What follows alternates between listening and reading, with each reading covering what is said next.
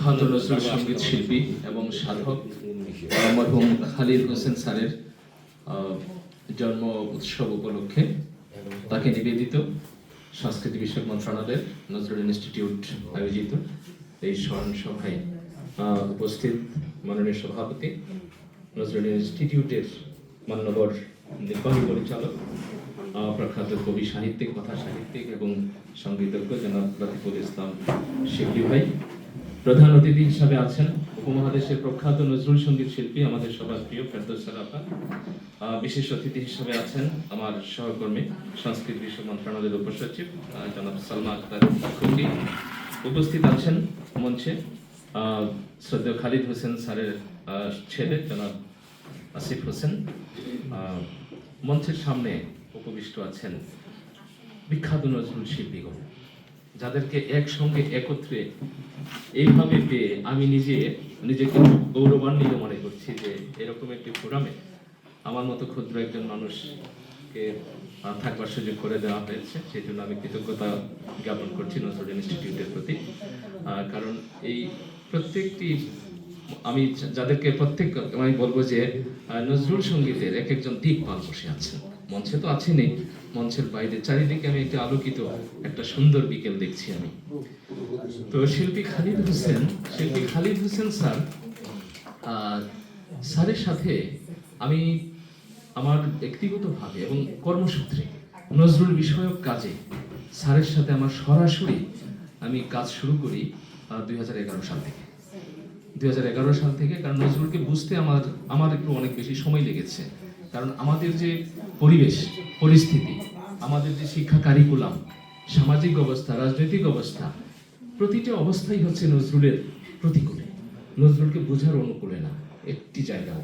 তো সুতরাং আমরা শিক্ষা কারিকুলামে নজরুলকে পাইনি, আমাদের সমাজে পাই না ঠিকভাবে, আমাদের রাজনৈতিক নেতৃবৃন্দরাও নজরুলকে ঠিকভাবে বুঝেন না, উপস্থাপনও করেন না। যারা একটু বলেন বা করেন তাদের মধ্যে একটা হীনমন্যতা কাজ করে, মনে হয় যে নজরুলকে কিছুটা অনুগ্রহ করছে, যে যেহেতু জাতীয় কবি দুঃখ মিয়া ছিলেন, তার দুঃখ গোছানোর মনে হয় একটা বড় দায়িত্ব পড়ে গেছে কারোর উপর, এরকম সহানুভূতির দিক থেকে কেউ হয়তো কাজ করেন। তো যখন বুঝতে শিখলাম যে এই নজরুল তো সেই নজরুল না, এই নজরুল শুধু কবি না, তিনি একজন মহান, তিনি সারা পৃথিবীর নিপীড়িত নির্যাতিত মজলুম মানুষের মুক্তি দিতে পৃথিবীতে এসেছিলেন তিনি। তো সেই মানুষটি, যিনি সারা পৃথিবীর মুক্তির কাণ্ডারী, এই মানুষটি শুধু কবি নন, শুধু শিল্পী নন, শুধু সঙ্গীতজ্ঞ নন, তিনি একজন মহামানব। তাকে নিয়ে কাজ করতে হবে আমাদের নিজেদের মঙ্গলের জন্য, নিজেদের উন্নয়নের জন্য, স্বার্থে। তো এখন যেহেতু নজরুলকে অতটা বুঝতে পারিনি, কার শরণাপন্ন হব, কার সান্নিধ্যে যাব, প্রথমে যেহেতু আজকে স্মরণ সভা, কিছু ব্যক্তিগত স্মৃতিচারণ করলে বোধহয় একটু ক্ষমা করবেন। প্রথমে বলবো যে আমাদের একটি পারিবারিক একটা পত্রিকা আছে। পারিবারিক পত্রিকা বলতে আমার কাছে মনে হয়েছে নজরুলকে বুঝতে গেলে নজরুল নিজে একজন সম্পাদক ছিলেন। পত্রপত্রিকা, জার্নাল, এগুলো ছিল নজরুলের কাজের একটা বড় প্ল্যাটফর্ম, একটি বড় প্ল্যাটফর্ম ছিল। তিনি নিজের পত্রিকা সম্পাদনা করেছেন, অনেক কাজ করেছেন। যে আমরা যদি বলি যে নবযুগ 2020 সালে, আবার 1920 সালে, আবার 1941 সালে দ্বিতীয় পর্বে তিনি সম্পাদনা করেছেন। লাঙ্গল, গণবাণী, ধূমকেতু, কোনটা রেখে কোনটা বলবো। তো সুতরাং মুসলিম ভারত, সওগাত, সেগুলো ওনারা সম্পাদনা করেছেন। মানে একটা সময় ছিল 100 বছর আগে, যে সময়টা বুদ্ধিবৃত্তিক আন্দোলন আমার মনে হয় যে অনেক বেশি ছিল এই সময়ের চাইতে, যে তারা জ্ঞানের সাধনা করতেন, লেখালেখি করতেন, লেখকদের বা গুণীদের কদর করতেন। তাহলে আমরা এই সময়টাতে সেরকম কিছু পাচ্ছি না, পড়ালেখা থেকে দূরে সরে যাচ্ছে সবাই, আমি নিজে দূরে সরে যাচ্ছি। কি করা যায়? একটা পত্রিকা বের করলাম আমরা, একটা সাংস্কৃতিক, একটা সাহিত্য পত্রিকা, সেটির নাম দিলাম আমরা বাংলা কথা। বাংলা কথা ওই সময় একটি পত্রিকা ছিল, আপনারা জানবেন সবাই, যে বাংলার কথা এটি ছিল দেশবন্ধু চিত্তরঞ্জন দাস মহাশয়ের, ওনার স্ত্রী বাসন্তী দেবী, তিনি এটা সম্পাদনা করতেন, বাংলার কথা। তো ওইটার সাথে কাছাকাছি নাম দিয়ে আমরা করলাম বাংলা কথা। বাংলা কথা পত্রিকার প্রথম সাক্ষাৎকারটি আমি নিজে আমার জীবনে বোধহয় একজন ব্যক্তির সাক্ষাৎকার নিয়েছি, তিনি হলেন খালিদ হোসেন স্যার। আমি স্যারের বাসায় গিয়ে একেবারে ফরমালি প্রশ্নপত্র দিয়ে, যে এটার জন্য ইতিহাসের রেকর্ড থাকে, আমি অনেক প্রশ্ন করেছি স্যারকে লিখিতভাবে। স্যার প্রতিটি প্রশ্নের এত সুন্দর উত্তর দিয়েছেন যে তখন আমার মনে হয়েছে তিনি শুধু একজন শিল্পী নন, তিনি নজরুলের শুধু একজন শিল্পী নন, তিনি শুধু একজন নজরুল সাধক নন, তিনি নজরুল চর্চার একটি বাতি ঘর হচ্ছেন খালিদ হোসেন। তো আজকে এই অনুষ্ঠানে আসবার আগে আমি সেই সাক্ষাৎকারটি আবার খুঁজে খুঁজে বের করলাম, 2011 সালের সেই সাক্ষাৎকারটি। সেখানে তিনি অনেক কথা বলেছিলেন, নজরুল কে ছিলেন, তার প্রতিভা কত বড় মাপের একটি প্রতিভা, কিন্তু আমাদের মতো অযোগ্য মানুষদের হাতে পড়ে তিনি একটি বেকায়দা অবস্থায় পড়ে গেছেন, মানে তাকে বুঝবার মতো সক্ষমতা আমাদের নাই। এটি ছিল শ্রদ্ধেয় খালিদ হোসেন স্যারের কথার মূল বক্তব্য। ওনার অনেক দিক নির্দেশনামূলক কথা ছিল সেখানে। উনি বলেছিলেন নজরুল ইনস্টিটিউটকে নিয়ে যে এখানে নজরুল সঙ্গীতে, প্রামাণ্য নজরুল সঙ্গীত, আমরা যারা ওনার মতো লেভেলের এখনো যারা আছেন, বড় বড় শিল্পী আপনারা যারা আছেন, ওনার একটা কথা ছিল যে আমরা যদি নজরুল ইনস্টিটিউট যদি আমাদেরকে একটু সাপোর্ট করে একটা ছোট্ট একটা স্টুডিও করে দেয়, আমরা এখানে গানগুলো আমরা গাবো, প্রামাণ্য সুরে আমরা গান, সবগুলো গান যেগুলো আছে আমাদের অ্যাভেলেবেল সেগুলো গাইতে থাকবো, আমরা সংরক্ষিত থাকবে। এটা ধরে অন্যেরা আলোর পথ দেখবে যে না এটাই হলো নজরুল সঙ্গীত। তো ওনার যে বিষয়টা ছিল শুধু নজরুল সঙ্গীতে না, উনি চেয়েছিলেন যে নজরুল যেন আমাদের সমাজে, রাষ্ট্রে, পরিবারে, ব্যক্তি জীবনে যেন নজরুল প্রতিষ্ঠিত হন। কারণ নজরুল একটি চেতনার নাম, নজরুলের মাধ্যমে একটি সুন্দর বাংলাদেশ গড়ে উঠুক, এটা শিল্পী খালিদ হোসেন স্যারের একটা বড় স্বপ্ন ছিল। তো শিল্পী খালিদ হোসেন স্যারকে নিয়ে আমার ব্যক্তিগতভাবে আমি আসিফ ভাইয়ের সাথে অনেকবার কথা বলেছিলাম যে আমরা একটা স্মরণ সংখ্যা, একটা বিশেষ একটা বই আমরা বের করতে পারি কিনা নজরুল সঙ্গীত সাধক খালিদ হোসেন স্যারকে নিয়ে, এবং ওনার মতো আরো যারা যারা প্রয়াত হয়ে গেছেন বিশেষ করে তাদেরকে, কারণ তাদের যে কন্ট্রিবিউশন বাংলাদেশে শুধু নজরুল সঙ্গীতে না, নজরুল চর্চাই তাদের যে কন্ট্রিবিউশন, এগুলো যদি আমরা আমাদের জন্য বা আমাদের পরবর্তী প্রজন্মের জন্য আমরা যদি একটু ধরে না রাখি, তাহলে কিন্তু আমাদের পরবর্তী প্রজন্ম কিন্তু আমাদেরকে হয়তো ক্ষমা করবে না। কারণ তারা আজকে শিল্পী খালিদ হোসেন স্যার সম্পর্কে বলবার মতো অনেকে আছেন, কিন্তু একটা সময় হয়তো আসবে তখন হয়তো অনেক তথ্যই হারিয়ে যাবে। তো এই কারণে আজকে এই অনুষ্ঠানের সুযোগে আমাদের সুযোগ্য নির্বাহী পরিচালক মহোদয়ের প্রতি আমার একটা নিবেদন থাকবে, যদিও ওনার বক্তব্য উনি আজকে কায়দা করে আগে বলে ফেললেন কেন আমি বুঝলাম না, দাবি দেওয়ার পরে ওনার বক্তব্য আসলে ভালো হতো। তা আমার একটা দাবি থাকবে, সেটি হলো যে নজরুল ইনস্টিটিউট তো অনেক পাবলিকেশন আছে, আর পাবলিকেশনটা আমাদের একটা গুরুত্বপূর্ণ কাজ এখানে। তো খালিদ হোসেন স্যারকে নিয়ে একটা বিশেষ একটা বই যেন করা হয়, এবং একই সঙ্গে আমি দাবি করব সোহরাব হোসেন স্যার আছেন, তারপরে আরো যারা আমাদের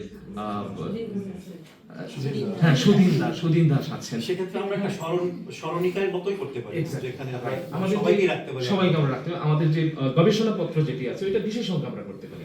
একটি সংখ্যা হলো সুদিন দাসের জন্য, একটি হলো সোহরাব হোসেন স্যারের জন্য, একটি হলো খালিদ হোসেন স্যারের জন্য। তাহলে হবে কি, এই বইগুলো থেকে আমরা অনেক কিছু জানতে পারবো, কারণ তাদের সম্পর্কে যারা জানেন তারা যখন একটু লিখবেন তাদের সম্পর্কে, তখন কিন্তু অনেক কিছু জানা যাবে, এবং এতে করে নজরুল চর্চায় আরো নতুন নতুন আমার মনে হয় যে দিগন্ত উন্মোচিত হবে। তো এটা আমার মনে হয় নির্বাহী পরিচালক মহোদয় করবেন। আর নজরুলের ব্যাপারে ওনার অনেক কথা ছিল, তো আমি যেটা বলতে পারি সেটি হলো যে যদি এই সংখ্যাটি করা হয়, বিশেষ একটি বই করা হয়, তাহলে আমি নিজে ওনার সম্পর্কে একটু লিখবার চেষ্টা করব, কারণ আমি খুব কাছে থেকে ওনাকে দেখেছি, অনেকগুলো প্রোগ্রামে আমি ওনাকে পেয়েছি।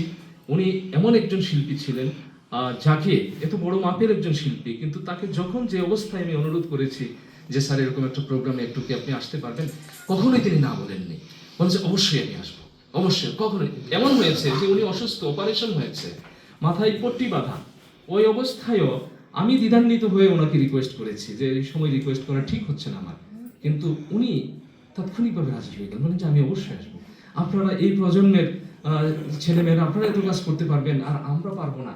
এই যে ওনার একটা উৎসাহ খেয়াল করতাম। ইভেন ওনার ইন্তেকালের কিছুদিন আগেও ওনার বাসায় গিয়েছি, ওনার একটা সাক্ষাৎকার আমি নিয়েছি, সেটা ছিল ভিডিও সাক্ষাৎকার। ওনার অনেক আফসোসের কথা উনি বলেছিলেন যে নজরুল চর্চার জন্য আমাদের যে প্রাতিষ্ঠানিক যে ব্যবস্থাগুলো আছে, বিশেষ করে নজরুল বিশ্ববিদ্যালয়, এই বিশ্ববিদ্যালয়টি প্রতিষ্ঠার পেছনে একেবারে গোড়ার দিকে ওনার অনেক অবদান ছিল। উনি আমাকে বলেছিলেন যে তৎকালীন রাষ্ট্রপতি জিয়াউর রহমান ওনাকে ইনভাইট করেছিলেন এবং ওনার সাথে শেয়ার করেছিলেন যে আমরা একটি নজরুল বিশ্ববিদ্যালয় করতে চাই, আপনি জায়গা দেখুন। এবং উনি বিভিন্ন জায়গা দেখবার জন্য উনি ওনাকে ঘুরিয়েছিলেন। তো যাই হোক, তো ওনার একটা বড় ছিল, তার মানে এটাও আমাদের জন্য একটা লেসন, আমরা যারা নজরুলকে নিয়ে কাজ করি বা করার চেষ্টা করি, যে নজরুলকে নিয়ে শুধু কাজ করলে চলবে না, নজরুলকে নিজের মধ্যে ধারণ করতে হবে।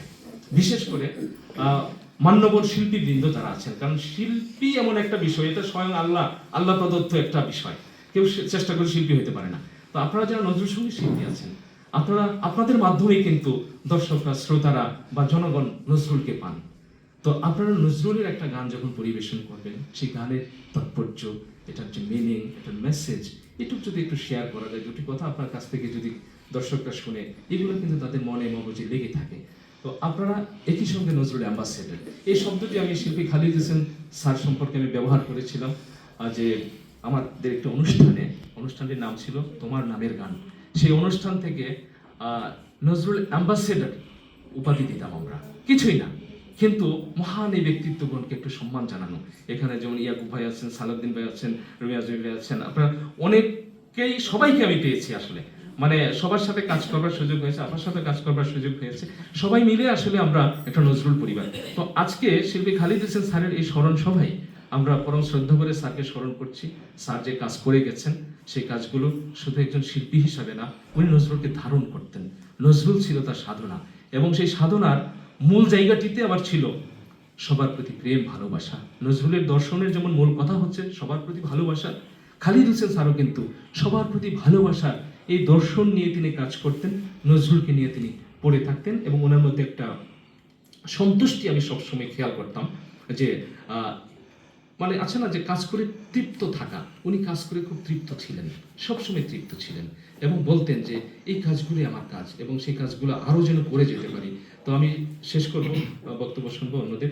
সেটি হলো, শেষ কথাটি হলো যে যদি ছোট্ট করে একটা স্টুডিও টাইপের এরকম করে, আমি জানি না সেই ব্যবস্থাটা আছে কিনা, বা করে মানে আমাদের যত শিল্পীরা আছেন, গুণীজন যারা আছেন, তারা কিন্তু চলে গেলে তাদেরকে আর আমরা পাবো না, এই সম্পদগুলো হারিয়ে গেলে শেষ হয়ে যাবে। তারা থাকতে থাকতে তাদের কাছ থেকে আমরা যত বেশি আমরা নিতে পারি, সেই চেষ্টাটা আমরা করব। এবং নজরুল সঙ্গীতের ঢাকার বাইরে যে প্রোগ্রামগুলো হতো, সেই প্রোগ্রামগুলা মাঝখানে গ্যাপ হয়ে গেছে। মন্ত্রণালয়ের প্রতিনিধি উপসচিব মহোদয় আছেন, আপনিও একটু সুনজর নিশ্চয়ই দিবেন। সেটি হলো, এখান থেকে কিন্তু নজরুল সঙ্গীত শেখানোর জন্য একটা প্রকল্প ছিল, যে ঢাকার বাইরে প্রতিটি জেলায়, উপজেলায় যে করা হতো। এটি অত্যন্ত পপুলার একটি প্রোগ্রাম ছিল। এই শিল্পীগঞ্জে যে শেখাতেন, মাস্টার মানে ট্রেনারদেরকে ট্রেনিং দিতেন। এটা যদি আবার শুরু করা যায় তাহলে খুব উপকৃত হবে সবাই। সব শেষে শিল্পী খালিদ হোসেন স্যারের রুহের মাগফিরাত কামনা করছি, তার আত্মা শান্তি পাক, তাকে আল্লাহ জান্নাতুল ফেরদাউস নসিব করুন, এবং তার দ্বারা অনুপ্রাণিত হয়ে আমরা যেন সত্যিকার অর্থে নজরুল প্রেমিক হয়ে উঠি সবাই, সেই প্রত্যাশা নিয়ে আমি শেষ করছি। আল্লাহ হাফেজ।